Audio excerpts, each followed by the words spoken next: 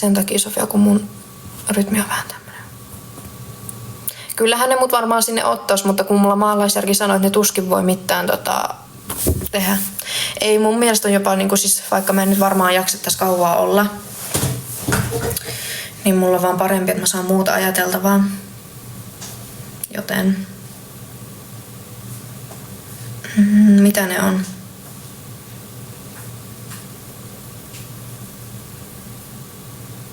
Vihaa tää kroppaa tai niinku hajoaa mulla käsiin. Mä just niinku kerkesin tiettikö ajatella sitä, että no missäköhän kohtaa mulla romahtaa vointi niinku livessä. Here we go. On niin epätoivoinen olo, kun ei tiedä tai kun ei oikein päivystyksessäkään kukaan voi tehdä mitään, niin tiedättekö silleen. Niin kun tää ei ole niinku ambulanssiasia, mutta niinku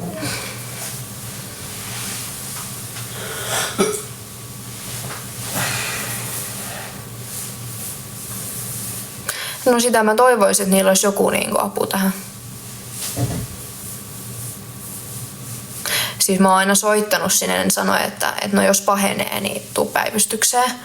Mutta niillä ei varmaan mitään tehtävää siellä, koska musta ei ikin löydy mitään. No toivoisin, että ne vois antaa edes oireiden mukaista lääkitystä. Mutta sitten sekin, että en mä voi siellä joka viikko ravata saamassa sitten niin kuin jotain oireiden mukaista lääkitystä. Niin silleen, että sen takia mä toivoisin, että mä pääsisin päivystykseen.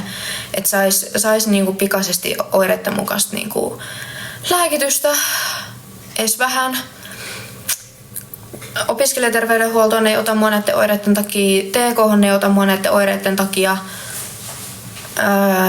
Päivystävä sairaanhoitaja ohjaa TK-hon, mutta ne ei tee siellä mitään. Mä oon kärsinyt kohta 4 viikkoa pahoinvoinnista. Päivittäin, että mua päivittäin oksettaa. Kukaan ei auta mua. Ja tietenkin se liittyy muita oireita. Mulla on niinku päänsärkyä, voimakasta huimausta, että meinaa kaatua pystyssä, sekavuutta. Muutun ihan tämmöiseksi zombiksi. Ja sit se pahoinvointi. Sydänoireet.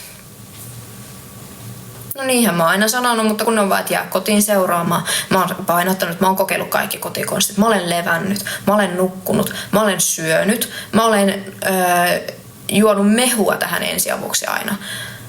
Mä oon yrittänyt tehdä kaikki kotikonstit, mitä mä pystyn. Mä oon ottanut kipulääket, mä oon ottanut kaikkea. Tää ei helpota, tää ei ole 4 viikossa helpottanut. Me luultiin eka, kun tää alkoi, että mulla olisi joku tauti. Kun mä menin näin yhtäkkiä pahoinvoivaksi.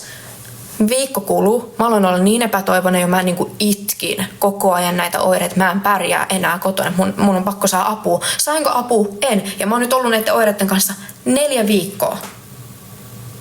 Siinä toivoisin, että nämä joskus helpottaisi. Mutta 4 viikkoa, että sua oksettaa joka päivä, niin ilman sitä, että se on mikään virus, niin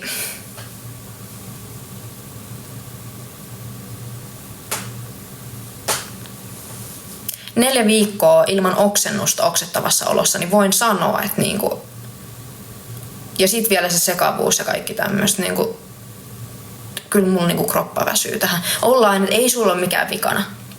Terve kuin pukki. Joo. Siltä tuntuu. Yes. Tuntuu siltä vaan, kun oksettaa joka päivä kuukauden ajan.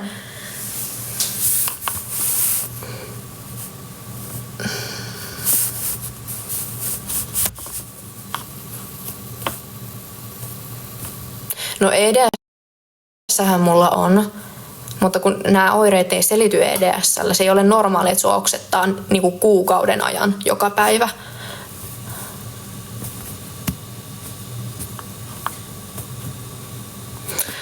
Kaikkialtahan mä sitä apua on yrittänyt löytää.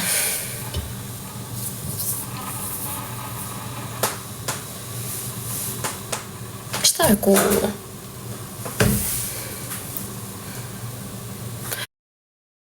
Niin, kyllä mä siiriniin teen. Mä oon yrittänyt kaikki tämmöiset niinku verenpaineethan mulla kans vähän heittelee. Mulla on syke ihan crazy. Aina kun tulee tämmöisiä, no nyt mulla ei oo ollut syke korkea, mutta silloin ensimmäiset 2 viikkoa näiden oireiden kanssa, niin arvatkaa paljonko mun syke oli, kun mä makasin sängyssä pari tuntia lepäämässä. Arvatkaa paljonko mun syke oli levossa. Onneksi ei enää ole siis, että se on niin kuin loppunut se, että syke olisi korkea, mutta niin kuin arvatkaa oikeasti. Siis levossa 120. 120 levossa. Huomioon ottaen niin, että mä olin maannut sängyssä jo useamman tunnin odottaen, että mä voin ottaa mut verenpaineet, että mä saan varmasti mun leposykkeet ja kaikki. 120. Silleen mä makasin 2-3 tuntia sängyssä.